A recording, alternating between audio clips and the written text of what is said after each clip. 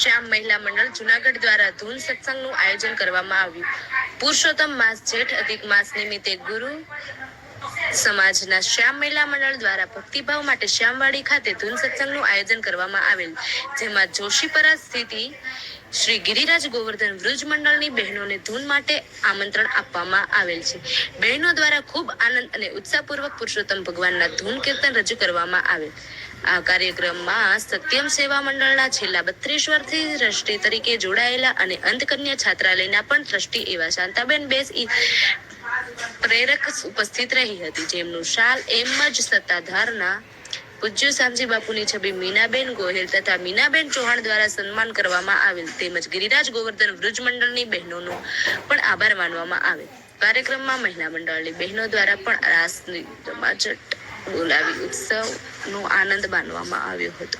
કાર્યક્રમમાં શ્યામ મહિલા મંડળના શ્રી મીનાબેન ગોહિલ, શ્રી મીનાબેન ચૌહાણ, રંજનબેન મોરવાડિયા, શ્રી અરુણાબેન ભાલિયા, છાયાબેન ચોટલિયા, હિનાબેન ચૌહાણ, દક્ષાબેન પરમાર, જીજ્ઞાબેન ચોટલિયા, પારુલબેન જેઠવા, સંધ્યાબેન રાઠોડ તેમજ શ્યામ મહિલા મંડળની બહેનો મોટી સંખ્યામાં ઉપસ્થિત રહેલ। આ કાર્યક્રમના આયોજનમાં ગૌશાળાના લાભાર્થે રૂપિયા 3300નો ફાળો થયેલ છે, જે ધૂન મંડળને અર્પણ કરવામાં આવેલ। કાર્યક્રમના અંતે આરતી બાદ શિંગદાણા સાથે સાકર અને ડ્રાયફ્રૂટના પ્રસાદનું આયોજન શ્રી રંજનબેન રસિકભાઈ મોરવાડિયા તરફથી કરવામાં આવેલ, જ્યારે છેલ્લે અલ્પાહાર કરેલ કે ફરાળનું આયોજન શ્રી મીનાબેન ધીરુભાઈ ગોહિલ દ્વારા કરવામાં આવેલ। આ ભક્તિભાવના કાર્યક્રમમાં આયોજન કરવા માટે મહિલા મંડળના કન્વીનર શ્રી કિશોરભાઈ ચોટલિયા અને ભરતભાઈ ભાલિયા એ જહેમત ઉઠાવેલ। પ્રમુખ શ્રી મીનાબેન ધીરુભાઈ ગોહિલ, તંત્ર શ્રી આપના સુપ્રસિદ્ધ બધાનો ખૂબ ખૂબ આભાર। આવી અને તમારો ટાઈમ કાઢીને એવા છો તમારો આભાર। અને આમાં રંજનબેનનો ખાસ રંજનબેને બધું ગોઠવું છે, એટલે રંજનબેનનો આભાર। આપણા ભાઈ મંડળના બધા બહેનોનો આભાર।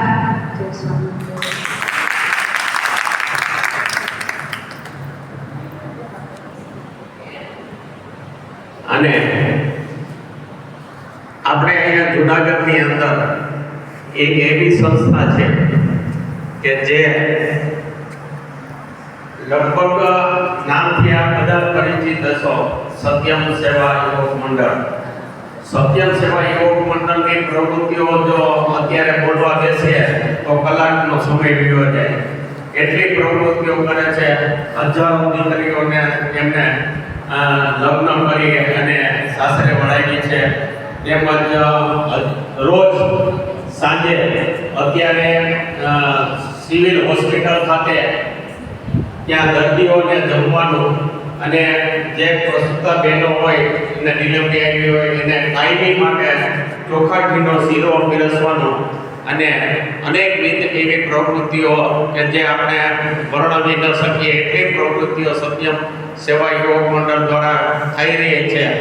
અને એમની અંદર આ શાંતાબેન બેસ પોતે શિક્ષક હતા અને એ પોતે 32 વર્ષથી આ સંસ્થાની સાથે જોડાયેલા છે અને દરરોજ સાંજની અત્યારની જે રોટલી જે બનાવવાની હોય ત્યાં બધા દર્દીઓના સગાવાના આવે ને એને રોજ સાંજે અને બપોરે જમવાનું આપવામાં આવે છે દરરોજ। અને એની તમામ રોટલીઓ એમની ઘરે બનીને લઈને પોતે જાય છે આજની તરીકે કાયમ માટે।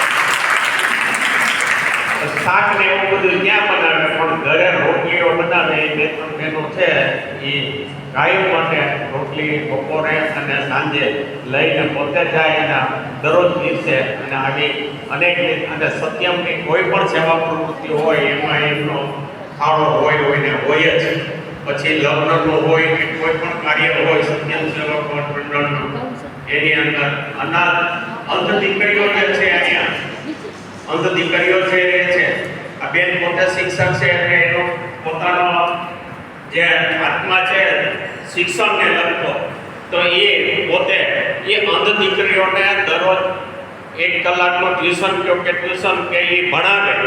અને આ વખતનું જે અંધ દીકરીઓનું પરિણામ છે, એક પણ દીકરી અંધ દીકરીઓએ જે પરિણામ પરીક્ષા આપી છે એમાં એક પણ દીકરી નાપાસ નથી થઈ।